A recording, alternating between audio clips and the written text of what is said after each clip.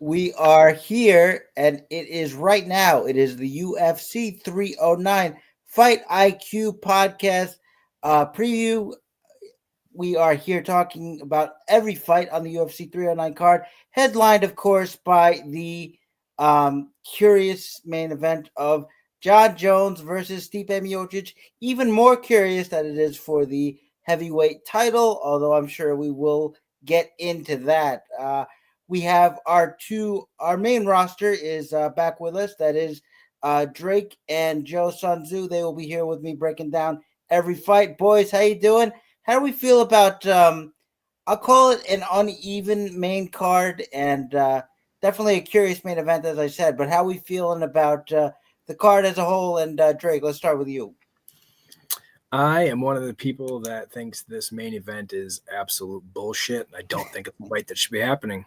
Stipe hasn't fought in 3.5 years. This is just, it's ridiculous.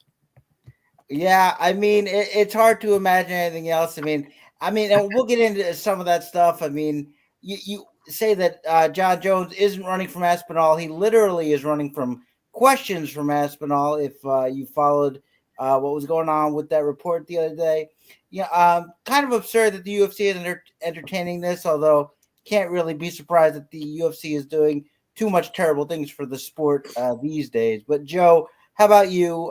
What do you see about this fight card? What do you like? What do you dislike? And everything in between. Well, first and foremost, this is actually, the first time in the last 3 pay-per-views that the core has been back. 2 pay-per-views back, I was in Las Vegas. And last pay-per-view, I think the Drake was on a cruise, right? No. Where was the Drake? You were on a cruise? Yeah, cruise, right. Yeah. Okay. So we had Joey step in. Great guy, by the way. You watch Drake and Joey's podcast. In terms of this, this is really weird. I mean, the main and the co-main make no sense to me, right? We've already seen Chandler.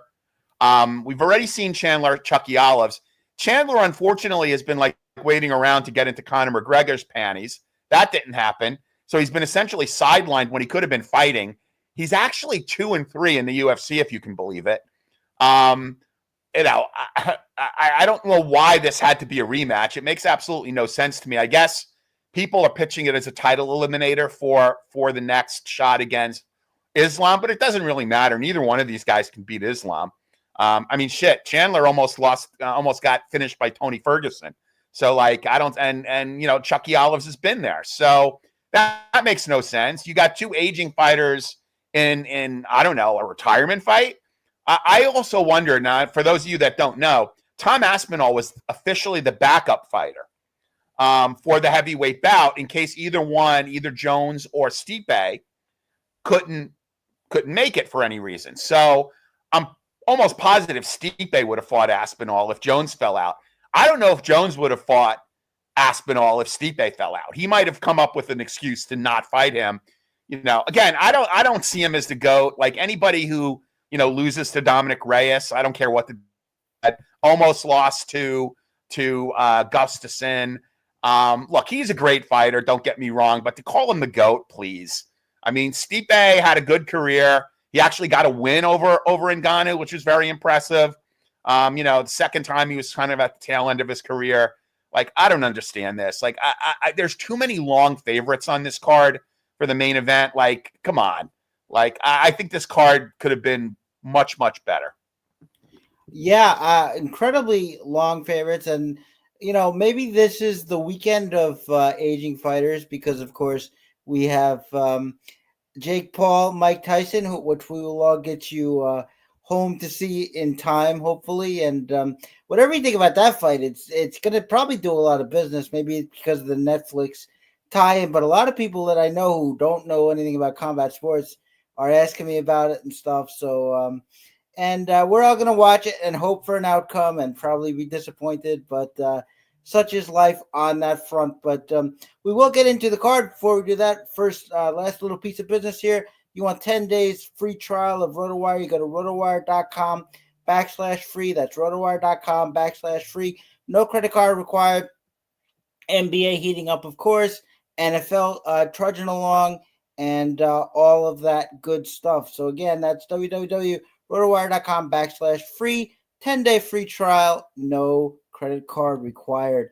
And now we will, in fact, move on to our card here as soon as I get to it. My apologies, folks. I was I was watching my NBA contest, to be a little candid, but we will go to the MMA portion of the card. It is Veronica Hardy leading us off at 8,700, taking on Eduarda Mora at 7,500. Line on this fight, it is Hardy at -130, Eduarda Mora at +110. And I was always a big fan of Veronica Hardy, formerly Macedo. I liked her agility, her Taekwondo background. She's slick on the ground when it gets there. So I like the favorite in this fight. I just don't know how well it's going to score. Eduarda Mora, her nickname is Rhonda, and not by accident. She's a jiu-jitsu only fighter. She walks forward. She looks for the clinch. She ties up her opponents. Not the best wrestler, and not really the best control artist on the ground. It's not like she was, doing a whole lot against Diniz Gomes when she did get the fight where she wanted it. And I really feel like this fight is just going to be a lot of tie-ups in the clinch, a lot of just slow going, and Hardy doing just enough to kind of eke out a victory here. And that's not going to do it for 8,700. So unless you think Eduarda Mora can get takedowns and get her ground game going, and as I mentioned, Veronica Hardy is slick on the ground as well. Submission win against Paulina Viana, in fact. So she definitely knows what she's doing down there. So I can't really say that Mora is going to control her there. If you do think so, she's worth it at a dog price because she is just going to relentlessly try to get the fight to the ground. This is going to be a pass for me because I'm going to take the favorite, but I just don't think the salary comes anywhere near that 8,700, the score rather. So it's a pass for me, but the play is Veronica Hardy, and we will start with Drake once again. Drake, how you seeing this opener here? I love being in a disagreement with you on the first fight. Go ahead, man. I still do not have any faith in Hardy. I do not think she is a good fighter. I don't think she's going anywhere, and I think the complete opposite of Mora. I really like how Mora. I mean, you say she didn't really do a whole lot in that match against Gomes, but she also, she still had 6 minutes of control time against her, and depending on what she does with the control time, because we know how the judges are now, takedowns plus control time plus strikes equals generally a very good score for DFS. So I really like the dog on this one. There's two dogs that I'm really high on. Mora is one of them. All right, interesting. It's definitely not the dog I was expecting anybody to take here. Not that I can't see it, just that not really a depth of game there for Mora. Maybe she doesn't need it for Veronica Hardy. Maybe I'm overrating it. But let's see how Joe wants to break the tie here. Joe, how you got in this one? I'm on Rhonda here as well. Like I'm finding it hard to find dogs that I like, and at 7.5K, she had 5 takedowns against Gomes. She also put up 128 points against Ruiz in her prior fight. I don't think Hardy's that great. Also, she's fighting a weight class up. I'm assuming there were no issues on the scale. She didn't make weight at strawweight last 2 fights. So she's fighting at a more natural weight, probably had an easier weight cut. Look, I'm not saying I love this. It's not a lock by any means, but I definitely think that, she can win this fight. And look, I think she tried 29 takedowns against Gomes, which is why she got so exhausted. Yeah. But I think she's also a better grappler than Hardy. I think she's a more credentialed jiu-jitsu practitioner. So yeah, give me Rhonda here. I have very little interest in Hardy unless I was playing a lot of lineups and GPPs, which I'm not. I've really kind of been playing much fewer lineups in DraftKings. So I'm going to go with Mora here. I may have her in one of my 3 builds or 5 builds, just because again, I'm having a hard time finding dogs that I could get comfortable with that have a legitimate shot to win and have better than a 0 floor. So I'm going to go with Rhonda here. Yeah, I think the one thing we can all agree on is we don't want a lot of Hardy, even if I am picking her. I just don't see a way that she scores well.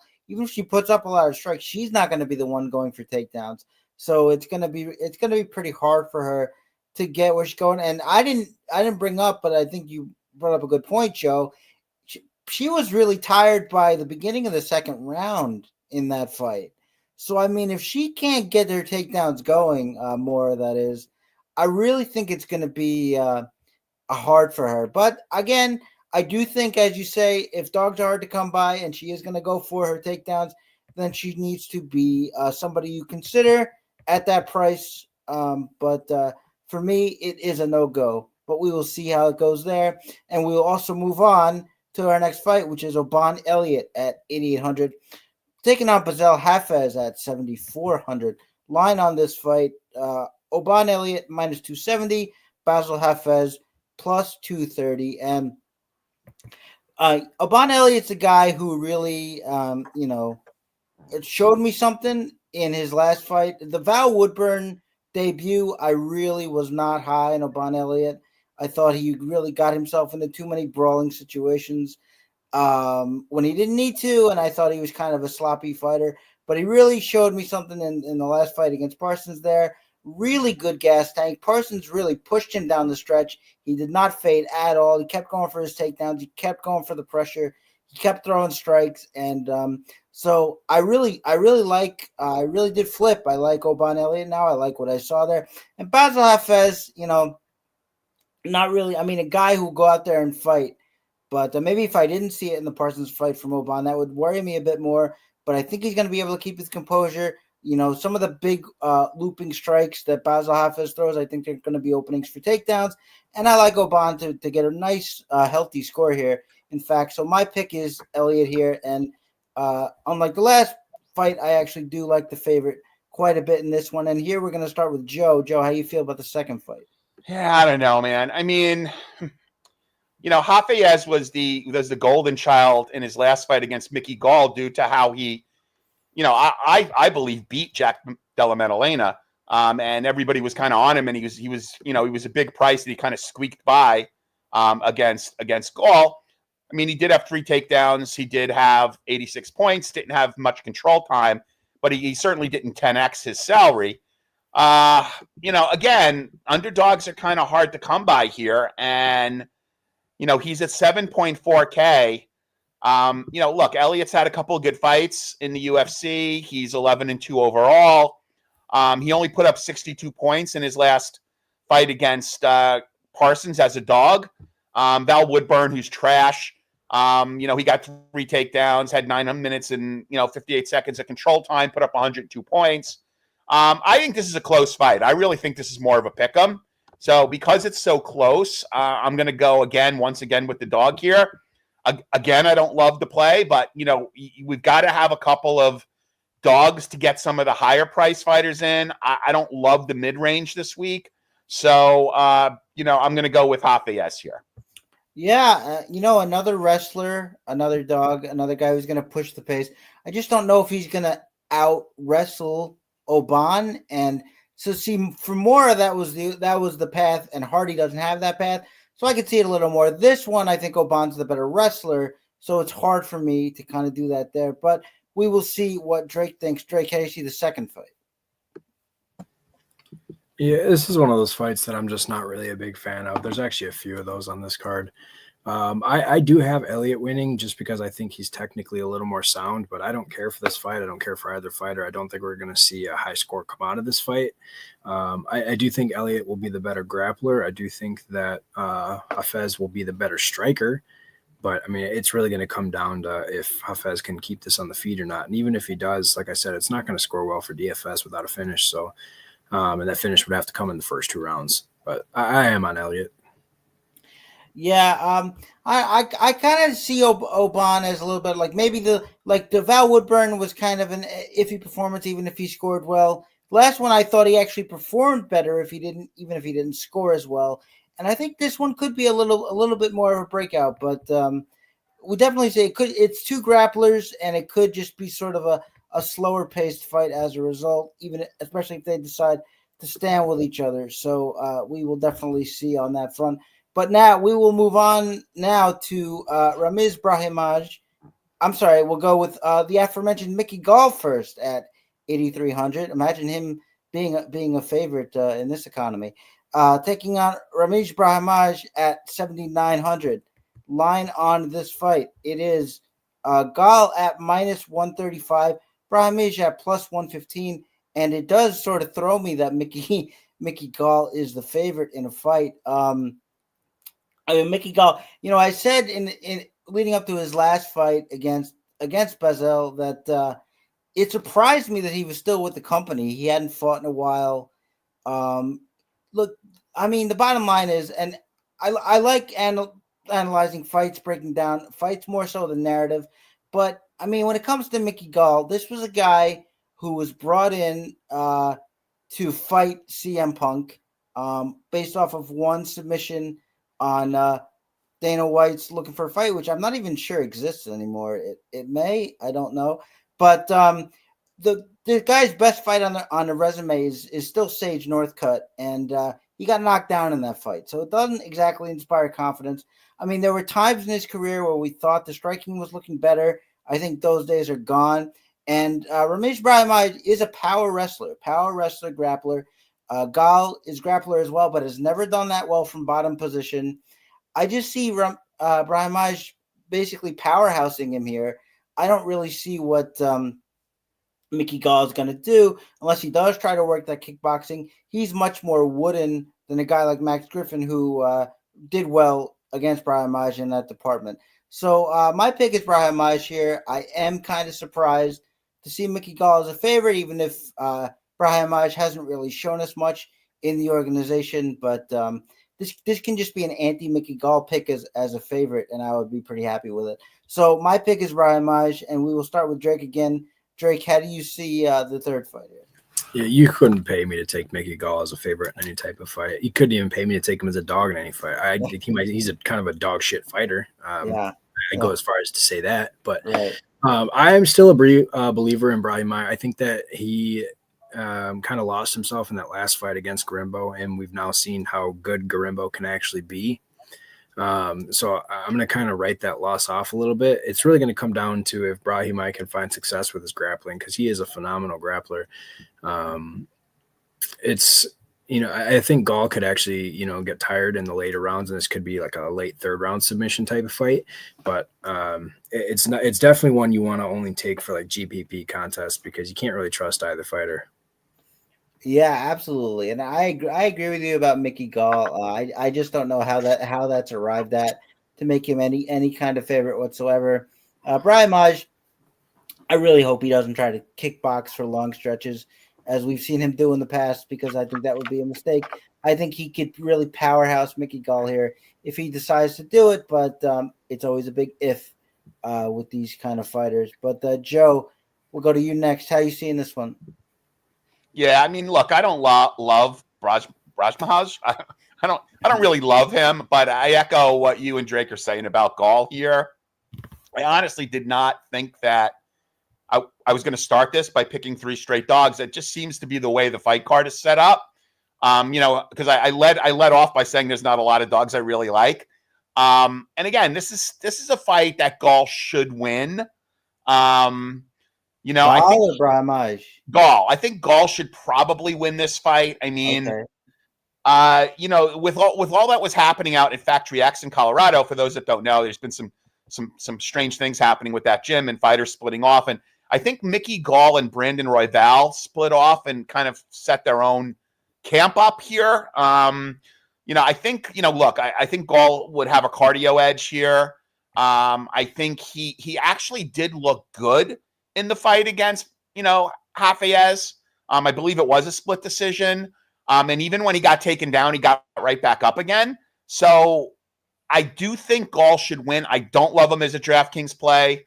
And again, you need to pick probably 2 of the first 3 dogs in the 3 fights in the first 3 fights, just to kind of get those higher end fighters that you want, in your lineup. So again, I'll officially pick the dog, but I do think Goll should win the fight. All right, fair enough. I I wonder how high Leon Brahimaj is going to be. If people are going the me and Drake route, certainly to just say, Mickey Gall stinks and the other guy's the underdog. But we will see. But here we'll move on to a really closely lined fight that I have a definite opinion on. It is Marcin Tybura at 8,200 taking out Jonathan Diniz at 8,000. Line on this one. Yes, close as I mentioned, minus 140 for Tybura, plus 120 for Diniz, and pretty simple here. We've never really seen this guy fight a grappler, or at least I should say a grappler who wrestled him. His last fight, the third round, after his opponent got hurt, finally decided to wrestle him and took him down with no problem.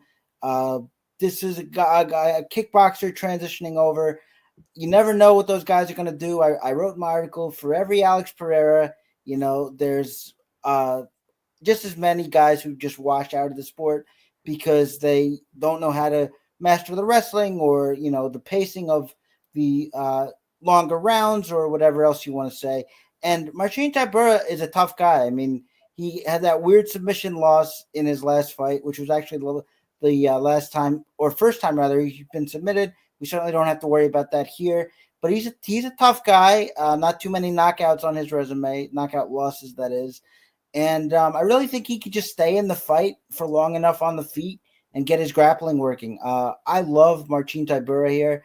Jonathan Diniz, I guess, is a guy they're trying to push. I'm not exactly sure why this would be lined so closely, but there it is. Actually like Tybura a fair amount here. But we will start with Drake first and see how he feels. How you feel about this fight? This isn't one of my favorite fights. And originally when I was writing my article, I was on Tybura for a big part. The biggest part of it was his wrestling. And, if he's able to find success with takedowns, I do think that he can win this fight. I worry about Tybura as he continues to get older. I mean, older heavyweights tend to struggle quite a bit. They are pushing Diniz. Diniz has shown relatively elite takedown defense so far. I mean, I don't know how much it's going to hold, but I mean, he's by far and away the better striker in this matchup. So I got to take Diniz. Yeah, definitely the better striker. To me, I just haven't seen enough yet, and so I got to give him one shot against like a committed submission grappler who's gonna push him, and that's definitely the first one of these for him. So if he wins this one, I'm gonna have to reevaluate my stance on him, but I'm gonna have to see it first. But what about you, Joe? How do you see this fight? Yeah, I'm on Tybura as long as he wrestles. I mean, I think he's got a high enough fight IQ where he knows that, his success in this fight is to wrestle.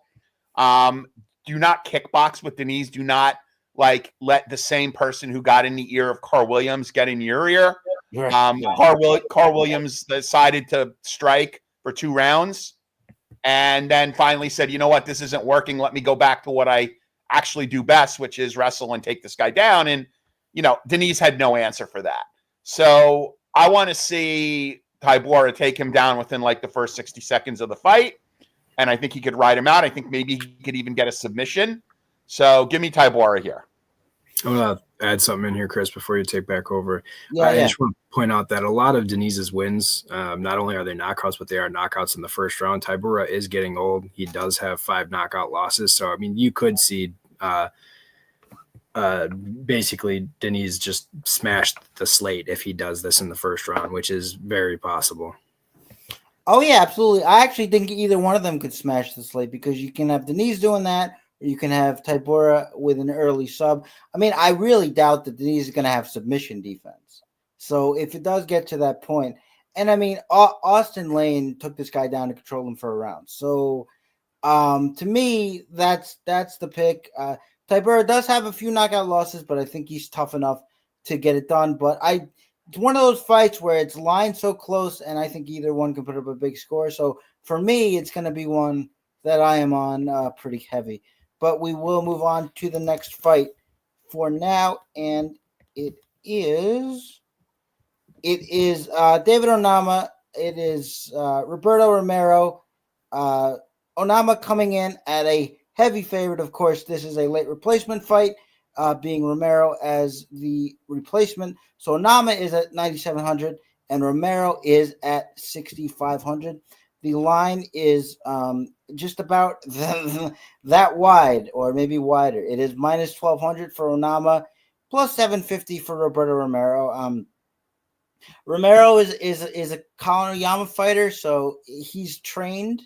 I guess you could say Colin Oyama fighters are generally very tough and generally very good game planners. Romero is a guy who likes to use his grappling and stick to opponents. So that could give Onama a bit of a nuisance, maybe. But I think ultimately he's got way more of the skill set, way more of the speed and athleticism. And I think this is just going to be his fight. I can't pick him because he's just too expensive. And to me, it's just not going to pan out, especially if Romero tries to use his wrestling early. If this goes into the second round, I think we're pretty much dead. And I don't really want to chance it, especially there are some closely lined fights that I do have strong takes on. And for me, that's going to be good enough. But the pick is Onama, but I'm going to stay away from this one for me. But we'll start with Joe first. Joe, are you taking a risk on Onama, or are you potentially going with the 6,500 here? Onama. There's not much more to say here. I don't even think Romero's that good. I'm not sure, why he got this fight. If he has like maybe naked pictures of, Dana White somehow. Yeah, Onama should roll here. If he doesn't roll, he should be cut. Well, yeah, he might have gotten those naked pictures from John Jones, because I think he might have a couple, just based on the favors that are going on that front to this day. But Drake, I assume that you have a similar take, but maybe not. Let's see what Drake has to say about this one.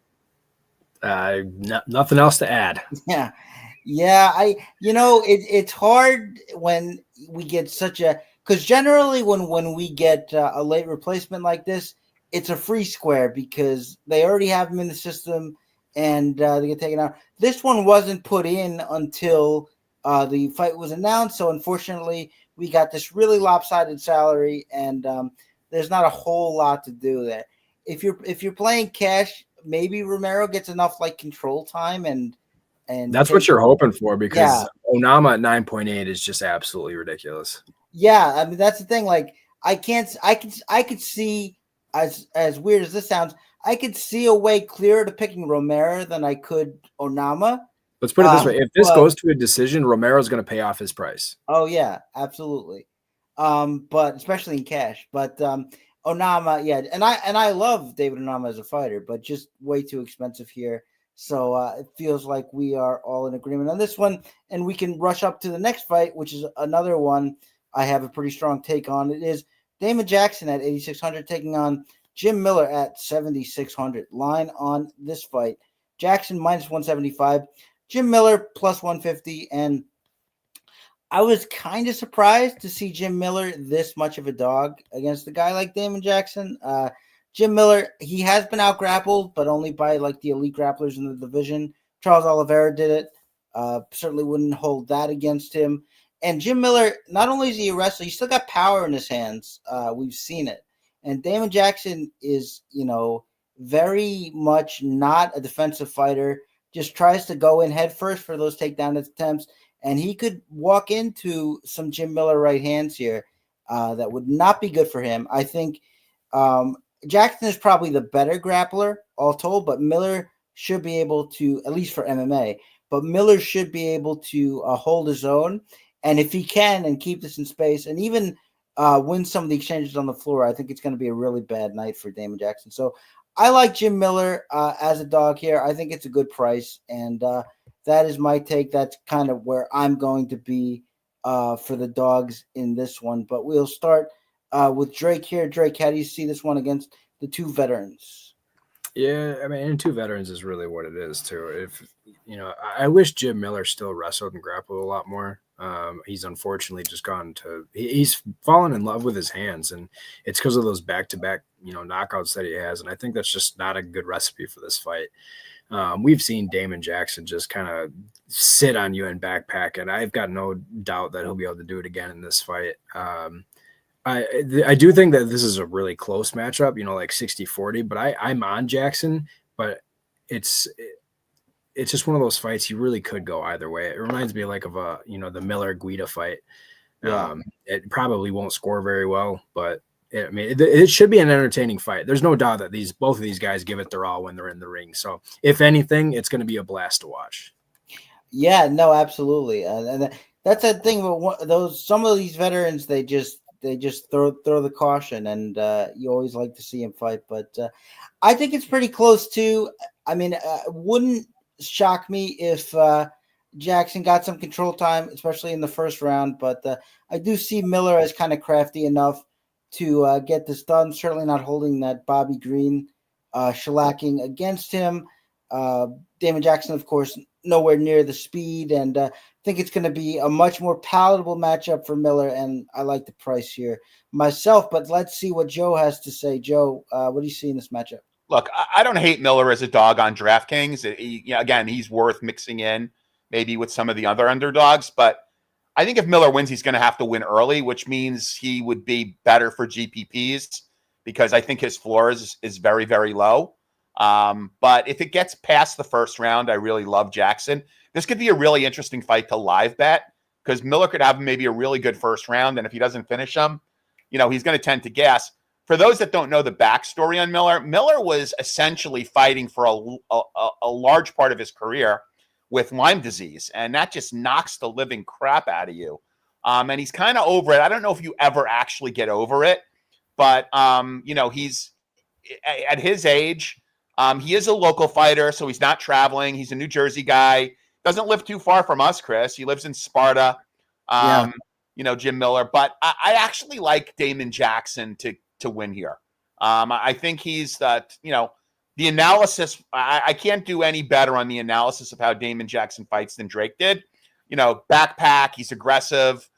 Maybe he could fall into something that Miller takes advantage of early on. But I do see this fight, if it gets through the first round, it's going to be all Damon Jackson. So I'll take Damon Jackson here.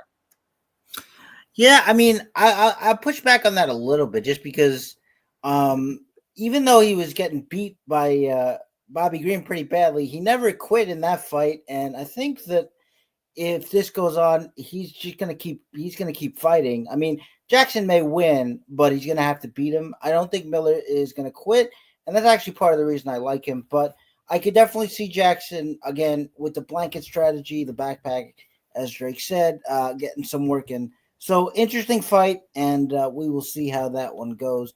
But for right now, we will move on to a much funnier fight, I think we can say. It's Eric Anders at 8,500. Taking on the All-American Chris Weidman at 7,700. Line on this fight, it is Anders at minus 117. Weidman at minus 103. Oh, look at that. 2 minuses in there. I didn't even catch that. But yeah, so you see how close the fight is on the line there. I don't know about Weidman. I think Weidman, especially this late in his career, he's just way too keen to have a kickboxing match.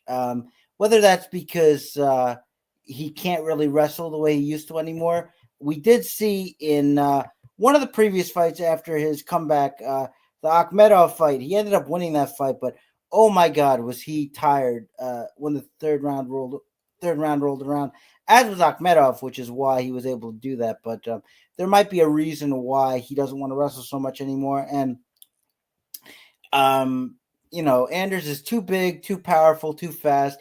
Does throw one strike at a time. So Weidman, with that big frame and does have a decent jab for a guy who's not primarily a striker. So could hang on in that front. But I think eventually, especially if there's not a lot of wrestling here, Anders is just going to take the fight over. So I really like him here. It might not score all that well if these guys kickbox for 15 minutes, but Anders is my pick to win the fight. And we will start with Joe here.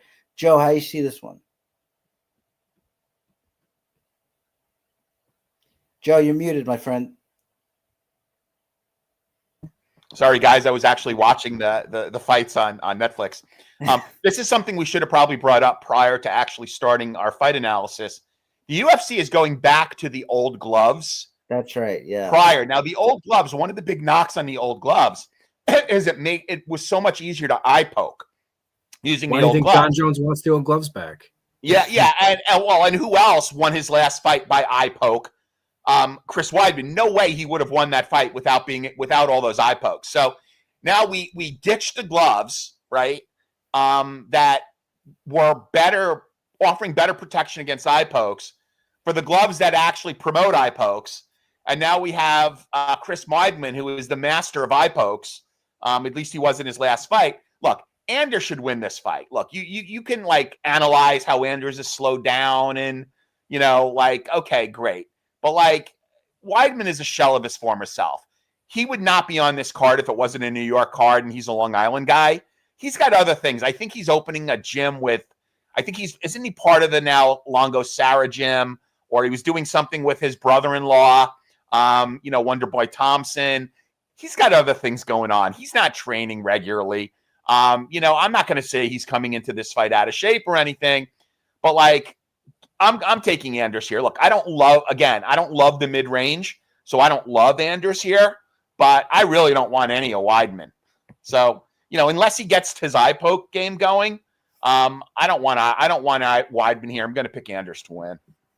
Yeah, I think it's hard. I mean, we haven't seen him be a committed wrestler in a long time, and if he's not going to do that, I don't think that he stands much of a chance here.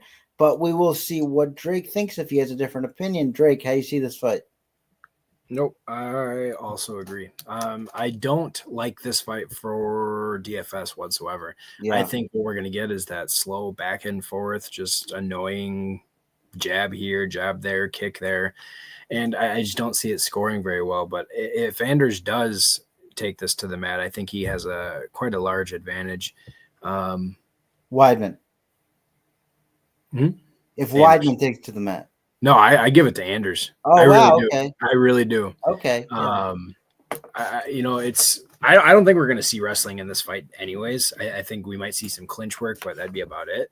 I just don't think Weidman has much left since that injury, when he was out for 2 years for that nasty break. Yeah. Joe said, he would not have won that last fight if it wasn't for the eye pokes. And, Silva's got a lot of power. So, it's kind of just one way to, take it out on somebody, I guess. But I like Anders. I think Anders gets the job done. I just don't think he scores well. Yeah, I agree. I think that we can safely bypass that unless either a knockout or wrestle heavy. And I don't think either one is particularly likely personally. But let's see where we are in the card right now. Okay, yes, it is Marcus McGee at 8,400 taking on Jonathan Martinez at 7,800. Line on this fight. McGee can be had minus 125. Martinez plus 105. I like McGee in this spot just to pile up sort of the strikes. Maybe not so much for the GPPs, but certainly for cash. I love Marcus McGee here, just as the more aggressive fighter. Jonathan Martinez I've never really liked just because kind of a stationary kickboxer, kind of absorbs a lot of strikes. And I think McGee is going to be all over him here, and he can just win this fight on work rate. So I really like Marcus McGee here. I think he's shown a lot of power in the octagon as well. Martinez only that one knockout loss to Davey Grant, but I do think that McGee can get ahead, maybe do some work, and again probably be a good cash play here. So my pick is McGee, but we will see if Joe agrees, disagrees, or has some kind of secret third take. Joe, how do you see this fight? Yeah, so I do want both sides of this fight in DraftKings, but okay, I particularly like Martinez due to his value. I also like Martinez due to his back class. He's definitely fought much better fighters. Look, McGee has the potential to be a beast, but like he is a 34-year-old fighter, right? He's a guy that has not been in MMA that long. And at this weight class, fighters tend to peak a little earlier. I'm not saying he's peaked. He comes from a decent camp. I believe he's at MMA Lab. But I like the back class for Martinez. And when I was looking at dogs who I thought really had a potential to win the first fighter I thought of was Jonathan Martinez. And if you look at the betting line is really close. There's actually odds value here relative to his DraftKings salary. So I'm going to go ahead and take Martinez to actually win. But I do want both sides of this fight because if McGee does spark him, he could really put up a pretty good number. So give me both sides of this fight in GPP, but I'm much more interested in Martinez for the line value in the back class. Yeah, Martinez certainly. I mean, if he can get his leg kick game going, which was taken away by Aldo, certainly McGee won't be that kind of fighter. So if he can get his leg kicks going, he could make something happen here as well. Drake, what about you? How do you see this one? Close, or do you have a definitive take? I have a definitive take, and this is so unbelievably disrespectful to Jonathan Martinez. He is easily my favorite dog on the slate. You can't tell me that Marcus McGee has fought anybody near the level of this fight. We just saw Jonathan Martinez get his shit kicked in by Jose Aldo because he was levels ahead of him. Well, now you're going to see McGee get his shit kicked in because Martinez is levels ahead of him. There's levels to this game. There's levels to competition. There's absolutely no reason Martinez is the dog in this fight. Wow, we love the strong takes here on fighting, especially the ones that are positioned against me. I like those most of all, because now I'm going to be white knuckling in the DMs, hoping that the result goes my way, so I don't have to hear it later on. But certainly no stranger to that, and I can see Martinez winning. Hopefully, my bias of his fight style is not. It's not creeping in here. I might have to take a look at that just based on how strongly the take is there, Drake. Might have to reevaluate. But for right now, I am going to stick with McGee, but definitely going to put a pin in that one now as a fight that, we can all definitely see maybe a lot more at stake than I initially thought, certainly. But for right now, we are going to take a little break before we enter the main card for our audio-only podcast listeners, and we will be right back. And we are back. Thank you all so much for hanging out. We are going to get into the main card now, and it starts with Marcelo Ruffy at 9,600 taking on James Luntop at 6,600. How do you pronounce that with double L? Does anybody have a better idea than me? What is it? Yontop. Okay, so it's like a what? Okay, so James Yontop at 6,600. Line on this fight is we're kind of all over the place here. It is minus 900 for Ruffy, plus 600 for Yontop, and I do see Marcelo Ruffy winning this fight. I think maybe the odds makers are kind of running away here. He's a finished fighter. He's got all 10 of his wins by knockout. He's got knockouts in his UFC fights. I don't know if that continues. I think James Yontop is maybe a more solid fighter than not more solid than Ruffy, just more solid than maybe what he's faced before. He's got a good jab. He's got good footwork, and that could be at least enough for him to survive. And then maybe, take the fighter into some deeper waters, and we'll see. I do think Ruffy is the better fighter. I like the aggression, certainly. I like the power. But I don't know if he pays off. And I don't like, as Joe said, this is one of those, or at least for me, one of those fights that is too widely lined. Don't really like it. Won't like it for DraftKings. The pick is Ruffy, but I'm going to sit this one out. But let's see if Drake will sit this one in. Drake, how do you see this fight? Oh, I love Ruffy. I was all over him in his debut. I've been all over the Fighting Nerds since that became a thing. I will continue to back them in every fight. What I was impressed with for Yontop was he finally got a fight where we could witness and see his striking fully on display, and that was against Borshev. His other two fights, he kind of just got destroyed on the ground, or his other fight then against Padilla.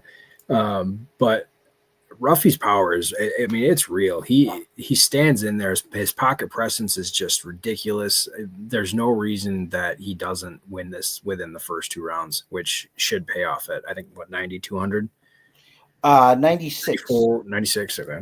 Even still, he strikes enough, and he should, with a knockdown and 90 or 70 plus strikes, he should, hit value for that. Yeah, definitely could. It's one of those things for me that it's sort of first round finish or bust, I think. So kind of hard for me on that front. But let's see if Joe would like to take him or not, or maybe he'll be on top. We never know. But Joe, how do you see this one? Now, not on Yon top, but it is a difficult fight because while I do like Ruffy here, I tend to agree with you, Chris, where this seems to be a first rounder bust at 9.6K. I mean, to make value here, and there are other fighters in that range that you have to look at. Some of whom we haven't spoken about yet that may potentially have greater upside. Now, at 8.4K against Malarkey, he put up 110 DraftKings points. Yeah, I mean, would 110 work at 9.6K? I don't know. I think he might need a couple of knockdowns, especially if this gets out of the first round, which is not a place that he's overly accustomed to. So I'll take Ruffy here, but I just I don't know if this is one of the guys that I could get into my lineup that I like more than Bo Nickal or John Jones, or maybe go down to Charles Oliveira. I think this is really, really tough. So I like Ruffy. I have not decided whether I would make him a core yet. I'm leaning towards the no, but I do like him, and I think he's got a clear path to victory here. And the Fighting Nerds have been on fire. I mean, they have been on fire. I actually hope that this goes into the second round because the difference between the first round and second round win is only 20 points for DraftKings DFS.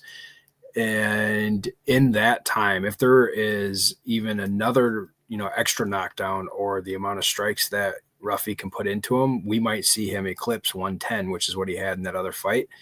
Because of the difference in the amount of time that goes, into, as long as it's not like right away in the second round, you need to, it needs to be into the second round so you can build points from that round. But it is possible that he outscores a first round win with that second round. Yeah, it could definitely happen. I tend to think that kind of strategy I tend to like more for wrestlers because I know they're going to do stuff in that second round. Needing a knockdown, another one. I don't know about that, but because you can get jobbed out like that too if a guy gets finished against the fence and it's standing, or they don't quite call it a knockdown or something like that.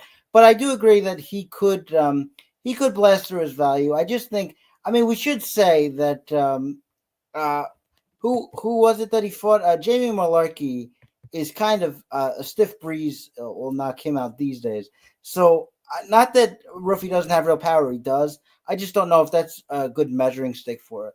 But we will see, and he definitely has real power and definitely is live to hit that salary. Absolutely. But for right now, we are going to move on down the main card, and it is Karine Silva at 9,200, taking on Viviane Araujo at 7,000.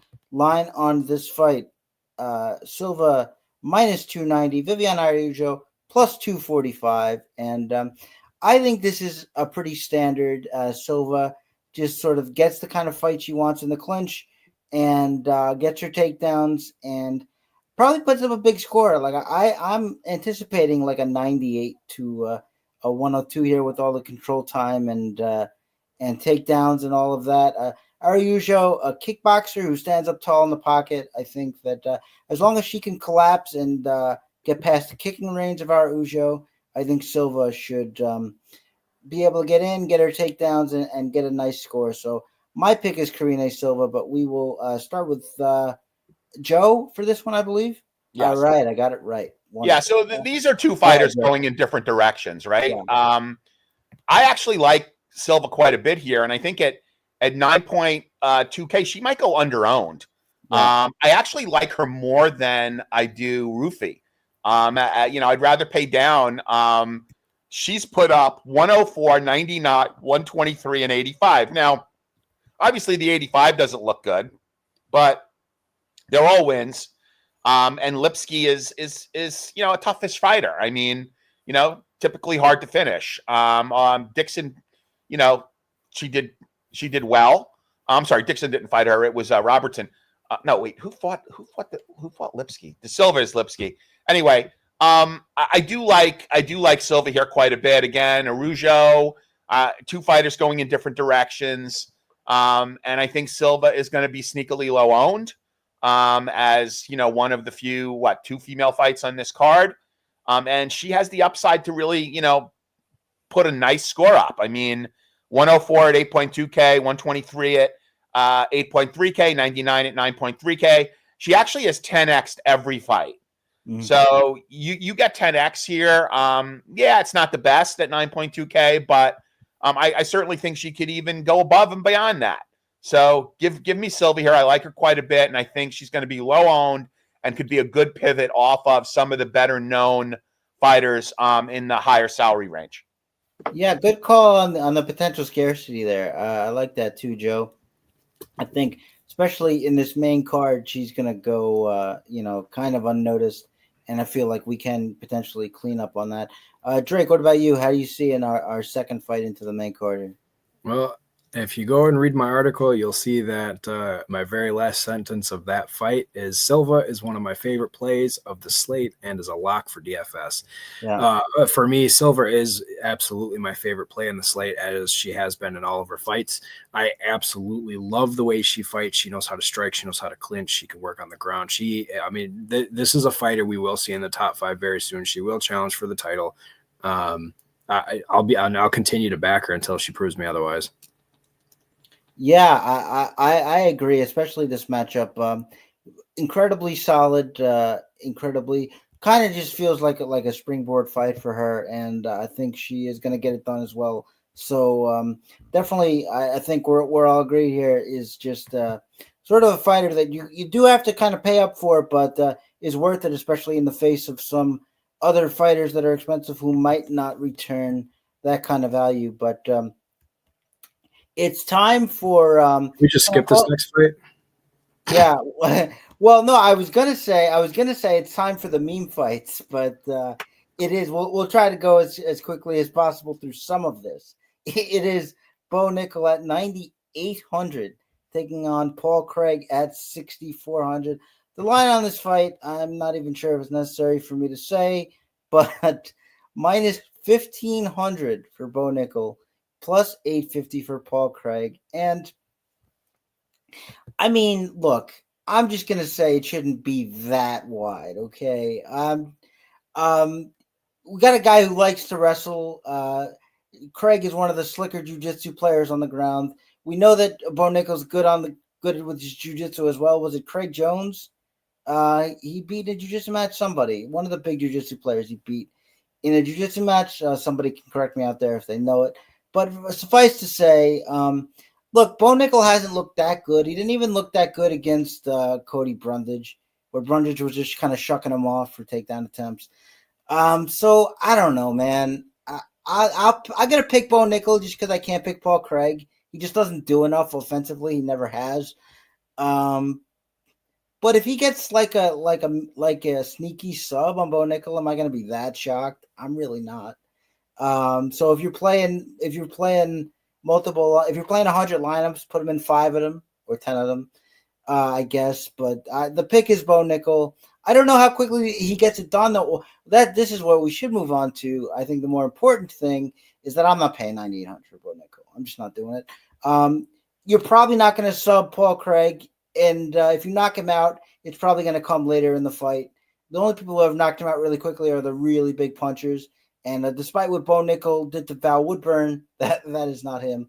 So I'm not paying 9,800. But let's see if either of these guys has a different opinion. And we'll start with Joe. Joe, how do you see this one? Yeah. 9.8K is tough. I mean, I think Bo Nickal should win this quite easily. I mean, he might even be able to knock him out. Gosh. I don't know if I can endorse 9.8K here for this. Look, Bo Nickal is obviously the pick here. I know what the UFC is trying to do here. They're probably looking at this fight as his toughest test, which maybe it is. But, Paul Craig, we all know what Paul Craig is, right? He wants you to jump into his guard, and he wants someone that doesn't have great weight management to jump into his guard so he can grab his neck and choke him out. That's the only way Paul Craig could win. right? So he's got one way to win this fight. I don't think Bo Nickal is that dumb. Not only that, he's a a perennial D1 wrestler who has great weight management and knows what he's doing. And I can't see him putting himself in that position against Paul Craig, right? So give me Bo Nickal here. I don't know how much I want of him at 9.8K. I don't know, honestly, how you could get him and John Jones in the same lineup, assuming you like John Jones. So, yeah, like it's going to take some interesting builds to have Bo Nickal lineups. And again, I'm not playing that many lineups these days, so I don't know how much Bo Nickal I'm going to have. Yeah, I mean, I guess I'll be the one to say that the last time we saw pure wrestling, pure high-level wrestling against pure high-level jiu-jitsu was Damian Maia against Ben Askren, and we know how that one went, guys. But no, my pick is, of course, Bo Nickal. Just the price consideration. Drake, you taking that price or are you not taking that price? Here's the thing with this fight. If the problem with Paul Craig is he just likes to accept being on his back, and that creates for really boring and low-scoring fights. He doesn't even have to necessarily be taken down for that to happen. So if he just kind of trips and falls and he stays on his back, well, then we just lost 5 points from the takedown. I don't like how expensive Bo Nickal is. I would take him over Onama. Yeah. I think it's probably wise to play him in some, because if there is times where, if he chains takedowns and he gets a ton of control time strikes and then he finishes him within the first 2 rounds, you could be looking at 130 plus for Bo Nickal, which will easily pay off 9.8. Will that happen? It's unlikely, but Bo Nickal should win this easily. There's a lot of people out there that I know are taking that bet on the Hail Mary submission from Paul Craig because we've seen it so many times. But he's lost 4 of his last 5 fights. There's nothing really going for Craig. Yeah, he's subbed some high level fighters. We know about it. Jamal Hill, of course, Magomedov, but I don't know. I couldn't root for it here, but it's just the fact that Bo Nickal has such little experience in MMA. I do think he should win, but I don't feel good about it. So I'm going to bypass it. But like you said, Drake, I think that the 9,800 salary is going to make him low owned in GPP. So if you think he smashes it, go for it. We have seen whirlwind fights of Craig's that could potentially end in under a minute. So, it is certainly possible. But having said that, we'll move on to the co-main event. It is Charles Oliveira at 9,000, taking on Iron Michael Chandler at 7,200. Line on this fight, minus 255, Charles Oliveira, plus 215, Michael Chandler. And it didn't even register for me that we got 2 Iron Mikes fighting as well. So there's a lot of symmetry in this weekend.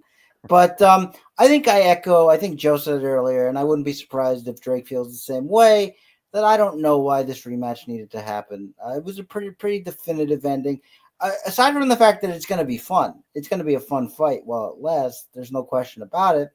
I just don't know if it needs to happen. Certainly in the first fight, Michael Chandler hurts Oliveira, can't put him away, and then Oliveira comes back and gets the knockout. I think that's going to be a problem until Michael Chandler either retires or gets wise.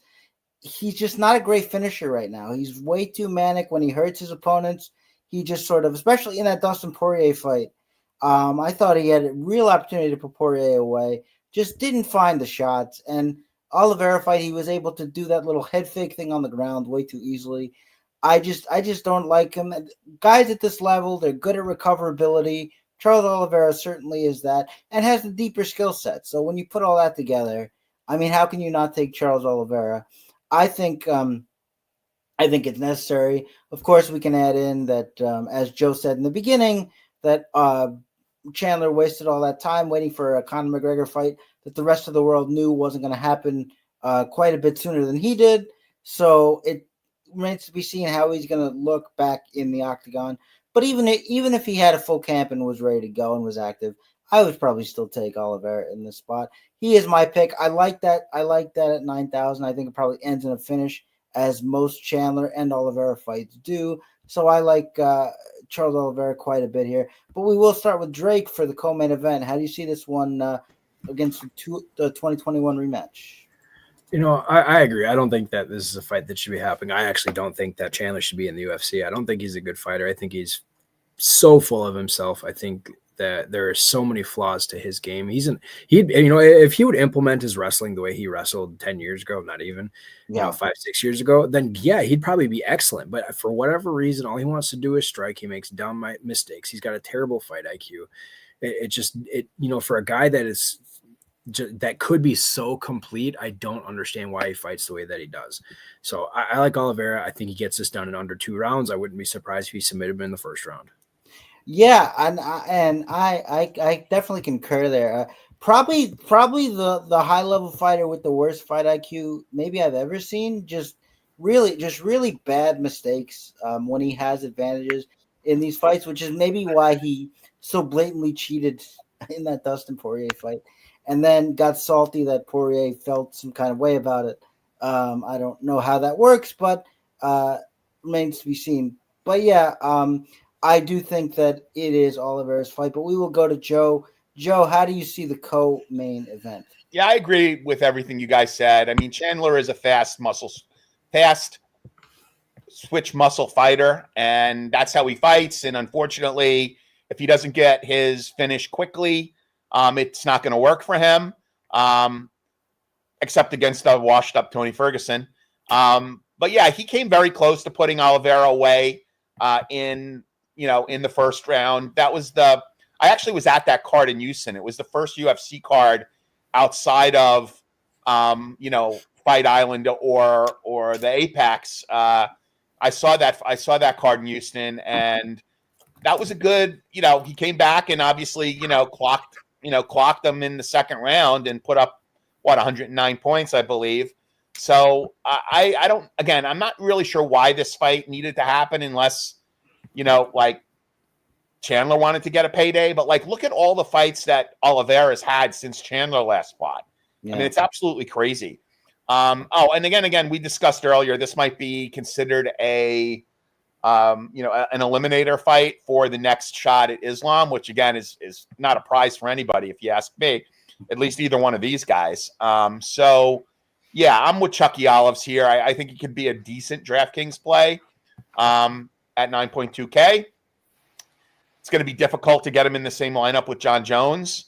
Wait, is he 9K? I think he's 9K. It's going to be 9K, yeah, it's still going to be kind of difficult to get him in the same lineup with John Jones. There are some builds. You're going to need 3 dogs probably to get him in the lineup with John Jones. But, there are ways you can build. I'll take Chucky Olives here for the win. One more quick note with that, though. If they were going to do any rematch, the one they should have done is they should have taken Chandler versus Hooker again, because Hooker was not fighting the way that he was out of his element. We've seen Hooker come back now. Hooker is not, he looks back to normal. He looks good to go. That should have been the fight. Guys, Paul Felder beat Charles Oliveira. Felder did, yeah. Felder was a beast back in the day. Yeah, not only that, he was deep in a submission of Charles Oliveira. Yeah. I'll tell you what, if Felder wanted to come out of retirement, I would have been way more interested in that fight than I would have 100%. A Felder coming out of retirement fight to fight Oliveira versus a Chandler Oliveira 2 fight. Honestly, yeah, absolutely. They were just looking for excitement here. They knew they didn't have anything, and to be frank, that's what Michael Chandler is good for at this point. We need an exciting fight on this card. Okay, throw him in there. But we should note too that this fight, because they have done some weird things with non-title co-mains in the past, this is 3 rounds and not 5 rounds as the first one was. So if that factors into your decision making, it won't for mine, because I think it ends in a finish. But just something to note there. But we will move on at long last to the main event of the evening. It is John Jones, 9,500, taking on Stipe Miocic at 6,700. Line on this fight, -700. John Jones, +500 for the former heavyweight champion, Stipe Miocic. You'll notice I didn't say heavyweight champion John Jones, because in my mind, and I believe in the minds of legitimate fight fans and organizations, he is not the heavyweight champion. The heavyweight champion is Tom Aspinall, and I think it's interesting because I was wondering, and I the answer is yes, but is Bruce Buffer going to say undisputed heavyweight champion? Because definitionally, he is not the undisputed heavyweight champion. We have a heavyweight champion that has a interim title that he should be fighting, but he is not. But I digress. If anyone bothered to take a gander at the fight picks as they were put up by Jake, I am picking Stipe Miocic, and I should preface that it is a line pick. I don't understand how you can be minus 700. And look, I know that Stipe hasn't fought in 4 years, but John Jones hasn't fought in almost 2 years. And before that, he hadn't fought since 2020. And the fight that he did have almost 2 years ago only lasted 3 minutes. So this is not like one guy is totally in form and the other one is not. So I just don't know how you can be that confident that anything is going to happen here.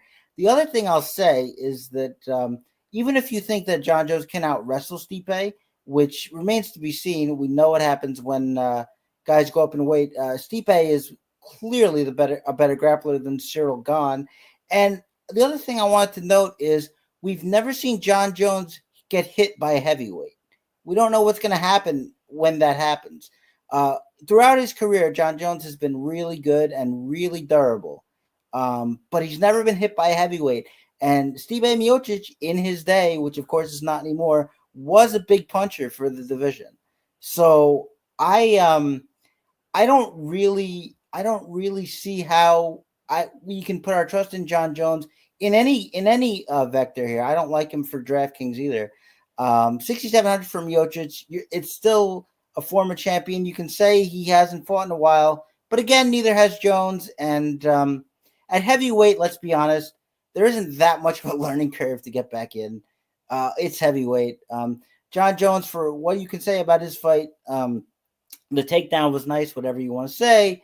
He certainly did not look agile in the cage there. So if this stays on the feet, and I should add too, it's imperative that Stipe pressure. He's got to get past kicking range.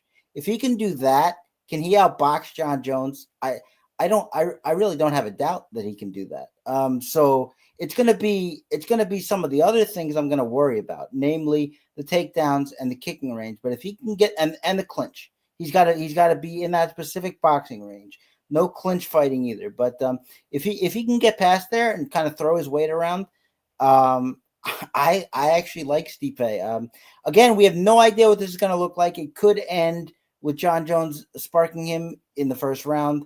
I wouldn't be surprised with any outcome, frankly, but just based on the line and the division and all of that stuff, I got to go Stipe Miocic. But we will start with Drake here for the main event. Drake, how do you see the battle of the legends and one former heavyweight champion? I absolutely love the way that you went about that, and it's a really good process that you went through there. Thank you, sir. But you're picking John Jones. No. I am. If I had a choice, I wouldn't pick either guy. I went with the popular vote. I did not have the balls that Chris had to take Stipe in this fight.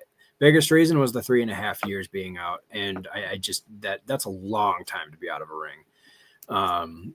That said, I am fading John Jones. I know Joe has said a few times tonight fitting Jones into the lineup is going to be hard, but for me, it's a complete fade. I don't think he's going to be able to do to Stipe what he did to Gane. I don't think that he's going to find much success after the second round because I don't think either one of these guys is going to have a gas tank worth of shit. And I don't hate your Stipe pick. You could see that these guys get tired and Stipe knocks him out. I would absolutely revel in that, and I would probably throw a party. It would be amazing. But John Jones has levels ahead of him in the ground game. It's going to be interesting to see if he can get it there or how many times he can get it there. So it should be a fun fight to watch. But, as the guy that supposedly has the belt, even though he shouldn't, I hope he loses. Yeah, no, absolutely. And one thing I do want to know, too, because I actually did note this in my article, but did not say it here. Stipe Miocic never submitted in his career. So that is interesting. as well. But we will turn to Joe to see if he also thinks that I have a great process. Joe, what do you think about the main event here? Look, I think they're like neither one of these guys has fought a solid round in the UFC since Crocs were cool. I mean, long you know, time. like Cyril Gane was like starstruck and essentially just like immediately got choked out.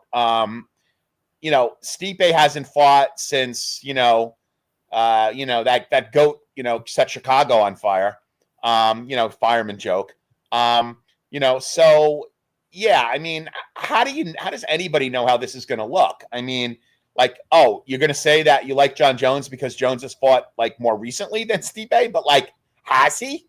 Like, has he be put in that one round? I mean, come on, seriously, right? So I'm going to go with Jones here. I don't love it. I don't know what version of Stipe is going to show up. He's a good guy. I think everybody wants him to win because he's he is the good guy of the two here. He's the guy that's lived his life right, that hasn't pissed his career away. He's a full-time firefighter. I mean, he lives in Cleveland of all places. He's got a pretty Stipe is one of the nicest nicest guys on the planet. He said Stipe is one of the nicest guys. Yeah, I mean, he's got a smoking wife to boot. So like, okay, like Jones pissed away, a decent sized portion of his career. Yeah, he still has money, but he literally could have turned into what Conor McGregor turned into if he didn't piss his career away.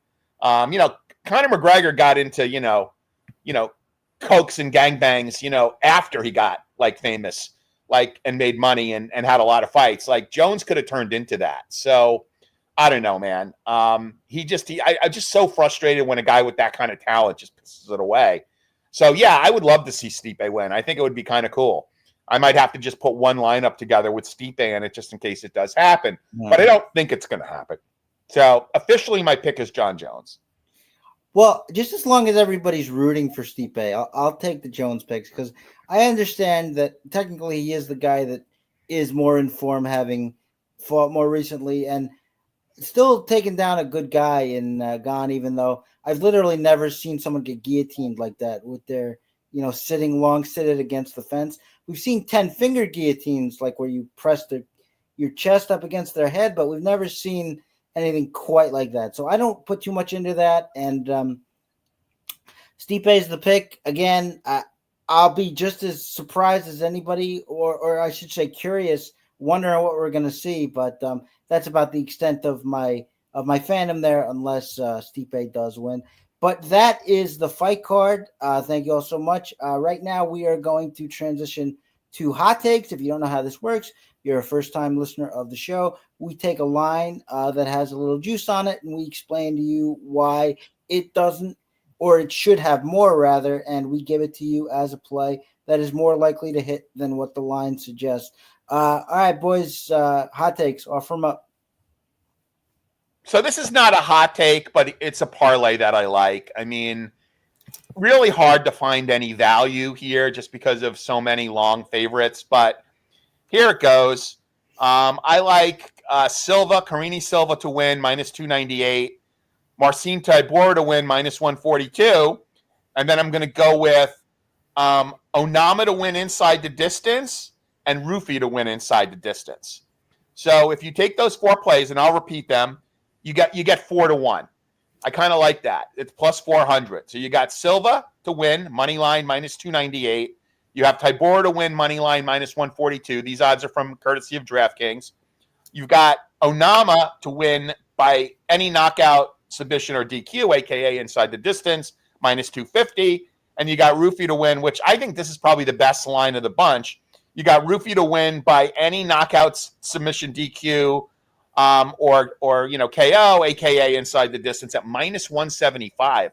I honestly do not see Ruffy winning a decision here. So I don't understand this line at all. I think minus 175 is a gift. So I of the four, I like that the best. But you add all four together, you get plus 400, which I think is very reasonable. It's not super sexy, but you are getting 4-1 on what I feel to be pretty likely outcomes. Yeah, absolutely. Before we move on to Drake, since we are a question answering podcast. Corey wants to know any fights worth stacking. Boys, what do we feel about that? The only one that I would say is worth stacking is if you were to go with Onama and Romero. Yeah. Because don't usually recommend stacking a 3-round fight, but if you're gonna stack just because you think he has a shot to win, not because you think the stack is going to score well, stack the main event. But you're only stacking. You're not stacking the main event for a floor. Like usually when you look to stack, right? You're looking to stack because you want to get a certain combined score from the two fighters. In this case, I think you would be looking to stack because you think maybe like you don't love anything. You gotta build that you like, and you need to squeeze that sub 7K fighter in the build, and you think that Stipe's got a chance to win. So I mean that is very contrarian. But that is like, it's not, I wouldn't recommend it. Again, this is a GPP stack we're talking about, not a cash stack. And who knows how the rest of the card is going to play out, right? If you get a couple of upsets, you could actually go 5-1 and take down something in GPPs, especially in the higher dollar contests, right?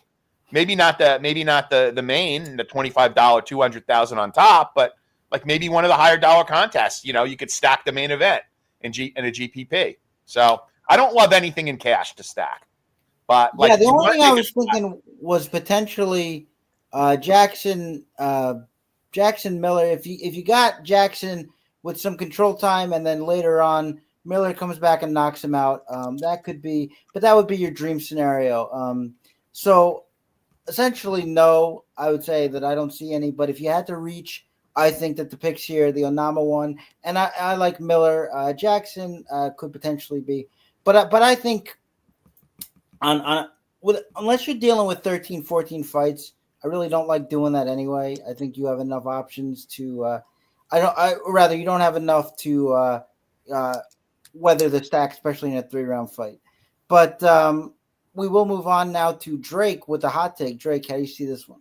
So mine is much more advantageous and scary than Joe's, but I really like this one. Joe, you're gonna love the odds for this. Make sure you DM me with this, okay? I will. So this is Korean Silva, Mauricio Ruffy, Janata Diniz, and Eduardo Mora, all of them to win inside the distance, and it pays plus 47.20.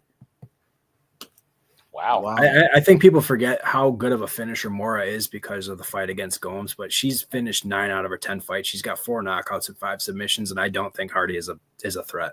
I don't hate it. I do love those high odds, man. Yeah, I mean, absolutely.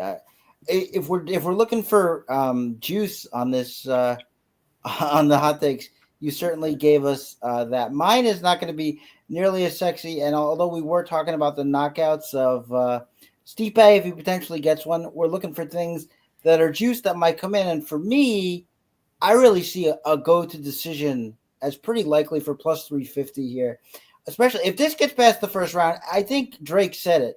These guys are just going to be tired, and this fight could end up looking awful. And if it does, both these guys are pretty tough, and I don't think a knockout will materialize after the first couple of rounds. So I really think you can kind of just breeze into a decision at plus 350. I mean, I think a lot of people are just taking Jones as a given that he's just going to demolish Stipe. And look, John Jones does not really get knockouts these days. The last one was Gustafsson in the second fight when Gus was already done with his career, essentially, and that was 2018. So, I mean, do I see it now? I don't. As I said, Stipe never been submitted. So if you think that the John Jones durability is going to hold up, which a part of me hopes that it doesn't, but if you think that it does, I really think plus 350 is a good decision line here. So that will be my offer up for the hot take. And I don't see any in the chat. I'll give you guys going once, going twice, and sold. That is it for the Fight IQ podcast. Thank you all so much for watching in either case, and I hope we helped you out a little bit in finishing up those lineups. We will see you all next month for UFC 310. And until then, enjoy the fights and good luck in your contests. Peace. Go Jake Paul.